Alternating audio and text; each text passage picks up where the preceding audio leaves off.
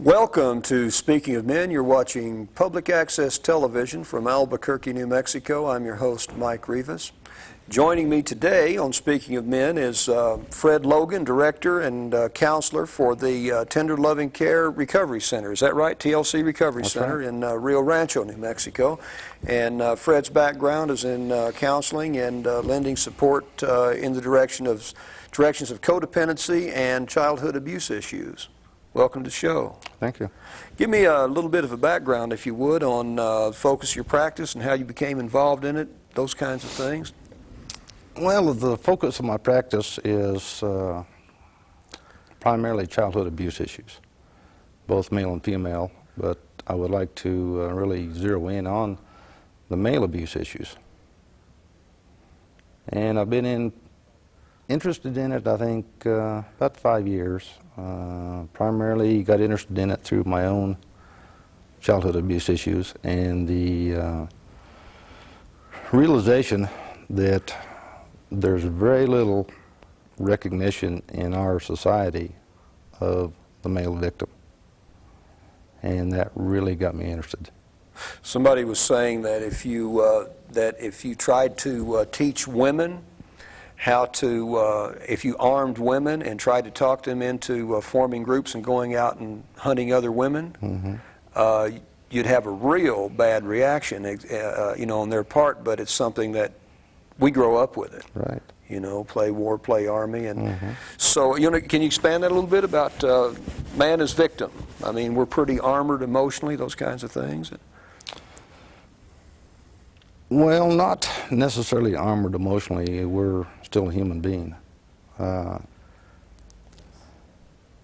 it comes from is society's messages that the man will be strong, he will persevere, he will maintain, he will not hurt, he will not feel. They just did not perceive the male as a victim in our society in any way, shape, or form. It's didn't kill you, it makes you stronger, right? That's right. That's right. But we're receiving these wounds as this stuff happens to us, of course. Totally, yes, totally. You got any, what are some of the kinds of abuse men experience? They experience, Mike, the same abuse issues as the girls. Physical, emotional, sexual, mental, the whole range. Being male did not disassociate us from the human race. I mean, we're still in a family unit as a child. We will, as men, experience the same abuse issues as the girls. And so in the same ways, or? Basically the same ways, yes. How, you get a lot of men coming to you and talking to you about problems. What are some of the common ones that they talk about, maybe? Common problems? That men have in common.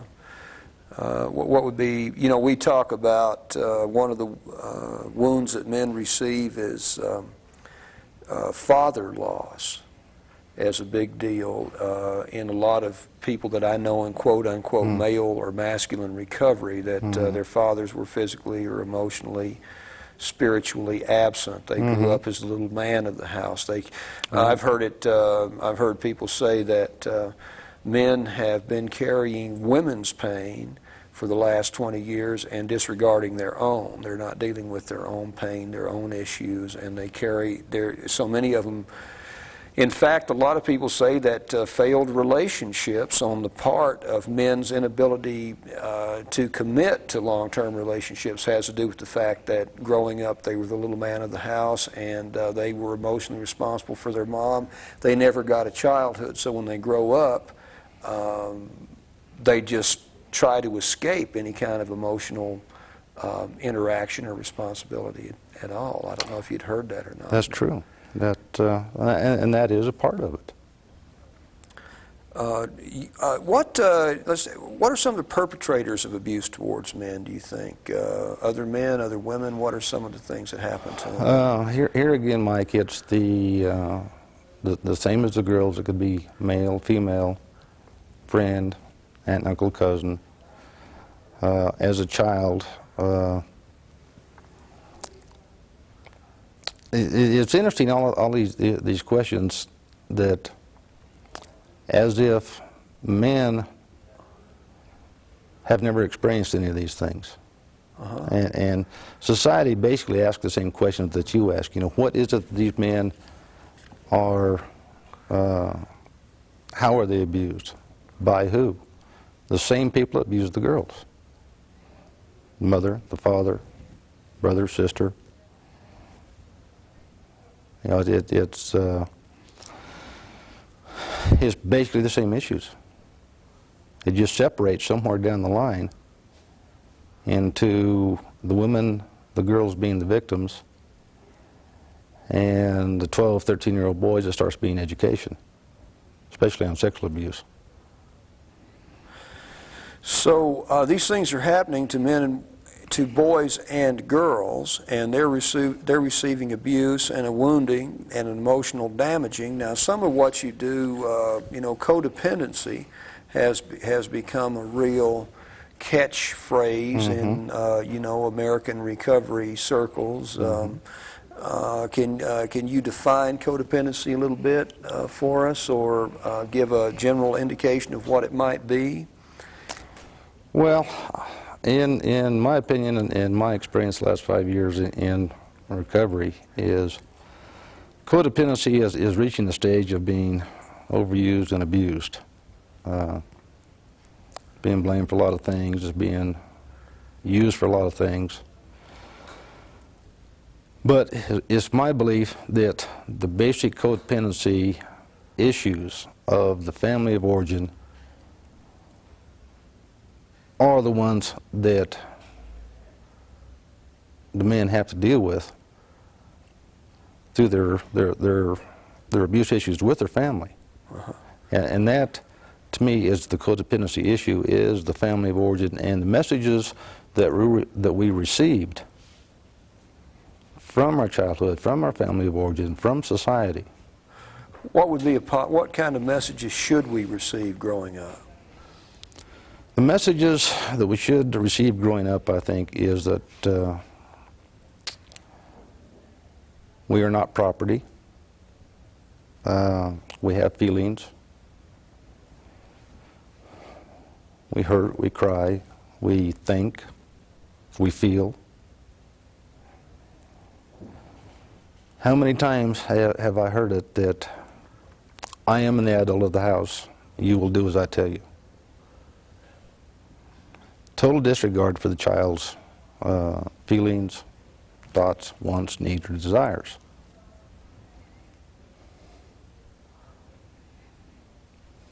Okay.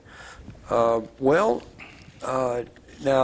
they say that well, the classic one that John Bradshaw uses is that in the old Puritan days, you could call on the court to put your children to death if they were unruly. That the term rule of thumb comes from the fact that you couldn't beat your wife with a stick bigger than the size of your thumb.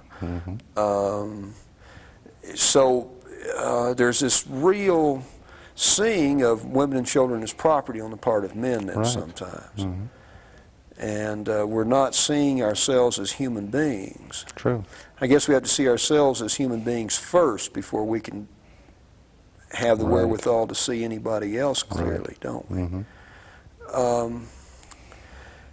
How does somebody go about beginning to change some of those things, Well, from the male perspective, from the male abuse victim, all right, what I have found is the biggest barrier to break through is acceptance that they have been a victim. That's the biggie. Man in our society is just not able to deal with the fact that they're less than, or that they were a victim, they were not in control, they could not do something about it, they could not fix it. And that's the biggest thing I have to break through with any client I have that has been especially sexually abused, is the acceptance that it happened and that it was not their fault. Are a lot of men sexually abused? They're finding more and more. The stats that I keep reading are changing almost daily, depending on who you talk to, which book you read. Now, it used to be 10 years ago, it was, I figure maybe 1 in 7 on the men, something like 3 and 4 and 7 on the girls. And it's coming up more equal now, they're finding. And like I said, it all depends on who you talk to on that. But the figures keep coming up more even, and they keep coming up higher. For sexual abuse against For sexual abuse and, okay, sexual abuse, we'll stay with that one. Are the perpetrators more often male or female, or roughly equal? Roughly equal. So are you saying then that men and both male and female children in this society are roughly experiencing the same amount of sexual abuse? Right, yes. So that's one of the real problems, because if your sexuality, which is basically libido and life force and ability to love, are damaged, it makes you pretty crazy when you grow up, doesn't it? Totally. Somebody that has been sexually abused as a child basically comes into adulthood a great deal of the time with absolutely no identity. Are they male, female, in between? They don't know. Absolutely no tools to deal with an adult relationship, adult attitudes, happenings. I mean, they come in with their whole being is based in shame and guilt, because as a child you can't comprehend that, especially a parent would do something like this to you. So you inherently take the blame yourself. There's something wrong with you, there's something defective. Right, so the sex abused male, a great deal of the time, comes in adulthood feeling that God left something out, that he is defective, there's something wrong. There's something wrong with him for all of this insanity that's going on in his mind. Can't deal with a wife, he can't deal with the family. Has absolutely no tools to deal with a intimate relationship. And items like this, that the insanity gets going, and he basically doesn't know what to do with it. So what we're talking about then basically is someone who's been damaged either sexually or emotionally or mentally or whatever. What are some things that people can do to begin a recovery then? Let's say that what would be some symptoms of that? What would you have? You'd have depression, or you'd have a lot of sorrow, or what would be some ways of being able to recognize that you might be dysfunctional, if that's not too... Well, according to Bradshaw, 90% of us are dysfunctional anyway, but as far as symptoms, I hate to really come out with any symptoms, because I want to categorize people. I mean, people that say, well, I'm depressed, oh my God, I've been abused, right? But what I have found, that the people don't come in with just symptoms per se of depression or any of those. They normally come in through, say, family counseling. The wife and him are really, they can't deal with the marriage, or some form of addiction. It's coming out sideways then. Right. Probably 99% of the men never confront it right up front. He comes out sideways, around the corner. We get him to counseling. We say, okay, you're showing all the signs of sexual abuse. And probably 70% of them have it totally repressed, and they say, no way. But everything is there. The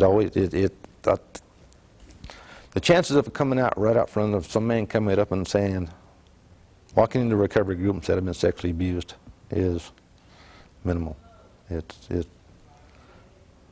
They can't accept that. Right. Right. So, so what do you do then? So you got some crazy stuff going on in your life. Right. Your life's not working for some reason. Right. And if you're a man and it's sexual abuse, you don't even know what happened to you, basically. A large part of the time, yeah. Right. So you got these unconscious factors that are just running roughshod over your conscious life, and you don't know why you're unhappy, but you got a lot of chaos. And Right. man, oh man, you know, we preach around here at Speaking of Men that America is in a rebirth, and that we're trying desperately in this country to begin a healing and become a people. And I certainly, from doing interviews like this and with you, and as the program has progressed over, I guess it's been around 18 months or so, man, we got a lot of stuff to deal with. Tremendous amount of stuff to deal with.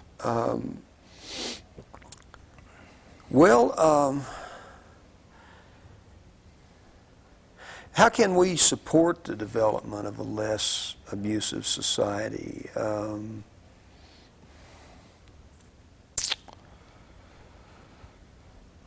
Education is basically the only way. If we can get the basis of the recovery program, not the recovery program per se, but the issues of the recovery program, say down into our colleges and high schools, and start teaching the kids how to raise a child before they have the children. Then we can start breaking the cycle. Well, there's no life skills out there, apparently. Very little. Nobody knows how to be healthy. That's another Basically, thing right. we say on this show all the time, Fred. Right. You know that in the age of communication, we don't communicate very That's well. right. We don't That's know right. too much about it. Not a lot of emphasis on human value. In this And another aspect of that, too, is the abuse is, as I term it, generational. It passes from generation to generation.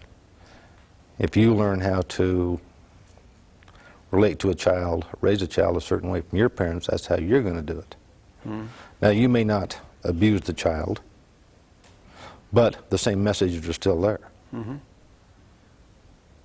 Now, you may make the decision to not physically abuse the child or not sexually abuse the child as your father did. But an awful lot of the times, the emotional abuse may still be there. Back the child in the corner, dominating, emotionally abusing.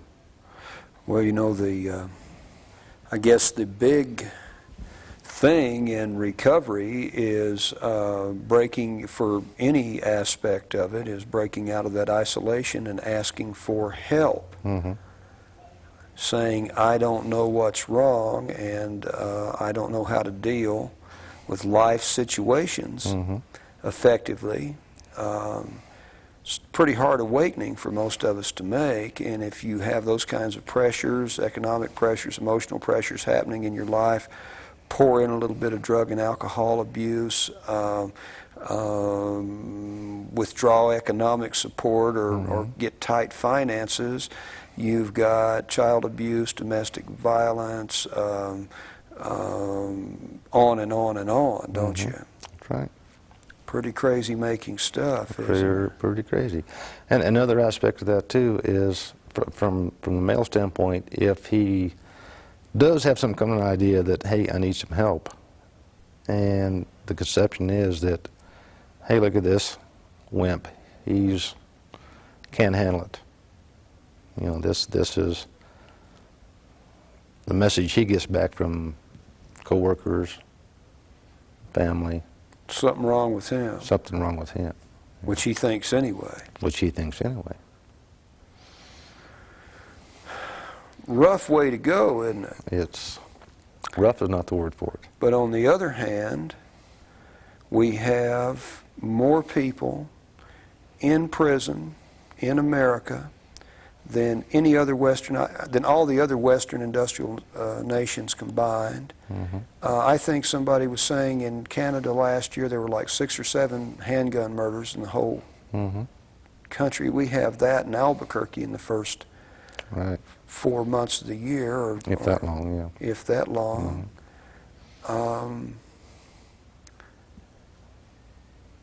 Got a lot of socioeconomic background, a lot of socioeconomic chaos. Institutions are breaking down. There's no education. Riots in the streets in L.A. Extreme poverty, drug addiction in the inner cities. A real spiritual vacuum and void at work, coast to coast. And one little guy stands up and says, gosh, I don't know what's wrong. There's something wrong, and I got to do something different. And I got a lot of depression and pain and sorrow. Help. And the message to him is just as you just stated. Look at the world here. What are you hollering about? What have you got to cry about? Look at what's going on.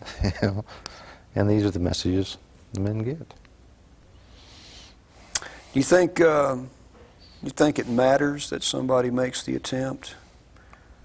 Very much so. You know, T.S. Eliot says sometimes the only reason that men and women are not defeated is that they just haven't given up trying. Right. That's the only difference between defeat and... Well, the outgrowth of the men's movement in the past 5 to 8 years is a definite indication that we're not giving up.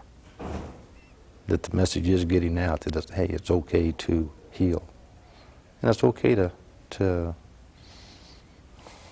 hurt and to feel. It's okay.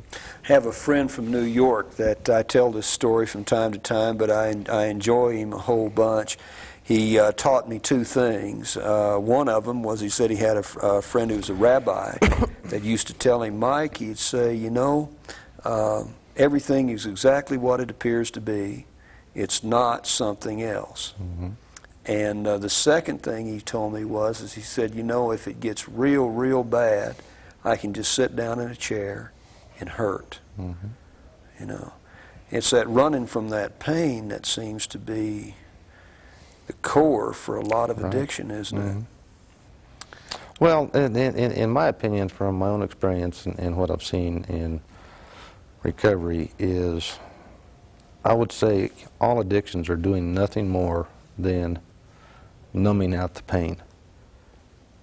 Numbing out the pain from whatever it was, you know, back in the childhood and up through adulthood, of not dealing with it.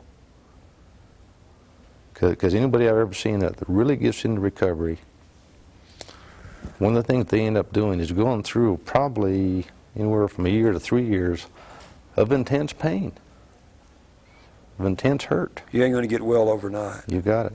And they have to go through that hurt and the pain. But life has pain. Life has pain, that's true. I'm anything that you'd like to touch on that we haven't? Any personal convictions, truisms, insights, philosophies?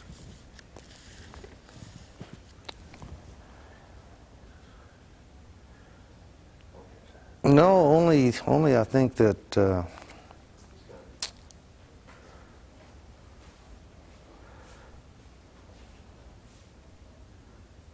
anytime I see well, okay, let me get off another little bit of a kick here. Is, in my opinion, John Wayne has probably done more damage to the men in this country than anybody going.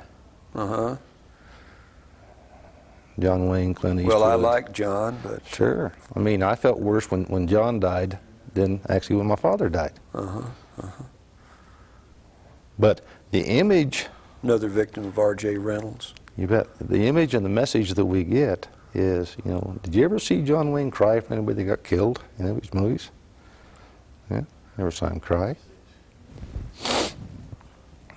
I've got a question here that was passed to me. Now, I want you to listen to this. We're down to the last couple of minutes, and I'm going to read this to you one time.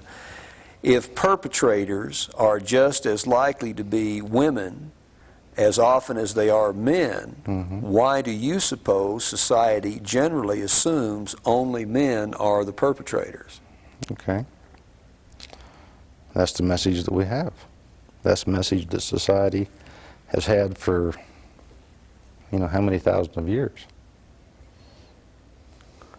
In abusive families, does the non-abusive parent sometimes play a role in enabling the abuse of the other parent? They have found that in a large percentage of the time, the non-abusive parent is many times aware of it, many times condones it,